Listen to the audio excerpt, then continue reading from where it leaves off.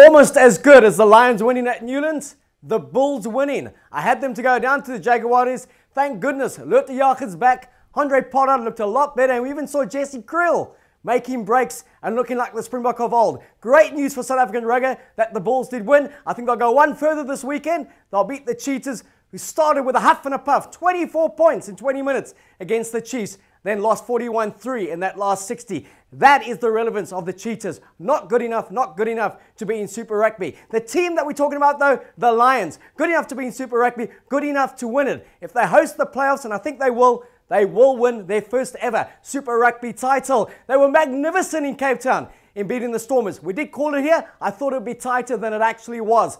They'll pump the Jaguares this weekend. Overseas, it's the Stormers. They're up against the Crusaders.